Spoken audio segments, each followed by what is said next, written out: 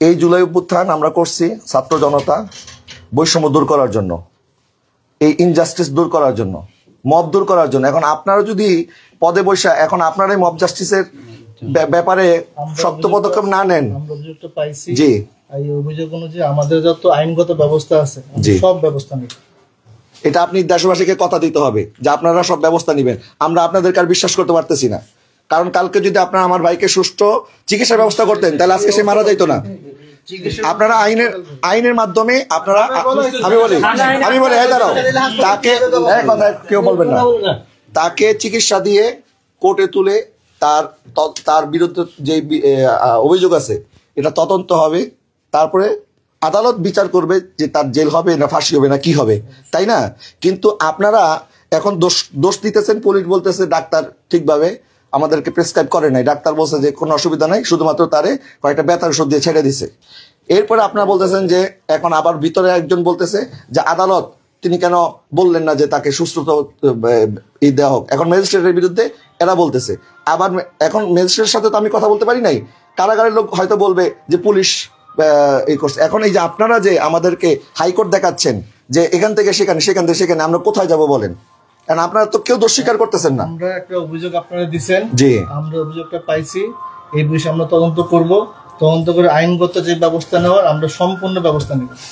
ঠিক আছে, যদি এখানে যার যার গাফিলতি, আমি অনুরোধ করব, আপনিও একজন বাবা, এখানে একটা মা কাঁদছে, সন্তান ইতিম হয়েছে, সন্তান একটা মাত্র ছেলে, না মায়ের একমাত্র ছেলে, ভিকটিমের একমাত্র, এবং সে একজন আলেমে দিন। এই দেশে বিগত সরকার, ফ্যাসিস্ট সরকার অনেক আলেমদের উপর জুলুম করছে। বর্তমান সরকার যদি এখন আলেমদের উপর জুলুম করার এই ট্রেডিশন চালু করে তাহলে কিন্তু খুব ভালো কিছু হবে না, তাদের যে পরিণতি হয়েছিল এদেরও একই পরিণত হবে। একটা কথা উল্লেখযোগ্য, তাকে আমরা 15-20 বছর থেকে চিনি, যে অভিযোগ তাকে দেওয়া হয়েছে তাকে যত লোক চেনে, একটা লোকও এই অভিযোগটা পুনঃ, কারণ মানুষের চরিত্র বিষয়টা 10-15-20 বছর একজন মানুষের সাথে মিশলে কিছুটা অনুমান করা যায়। তার মতো নীরব, এত বিনয়ী ওসি সাহেব বলছে যে আমার ছেলে যদি করতো আমি তারে মেরেই ফেলতাম। ওসি বলছে, ওসি কি কথা বলার ক্ষমতা আছে? ওসি কি কথা বলতে পারে? আপনার ওসি সকালে বলছে তার বিরুদ্ধে ওসি কোথায়? ওসি কোথায়? ওসি নাই কেন? ওসি বলছে আমি তাকে পিটাই মারতাম।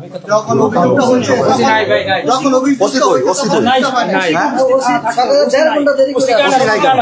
ওসি সকালে 1.5 ঘন্টা দেরি করে আসছে না। ওসি সাক্ষাৎ করার দরকার আছে, ওসি কোথায়? ওসি নাই কেন? সে এখন নাই কেন?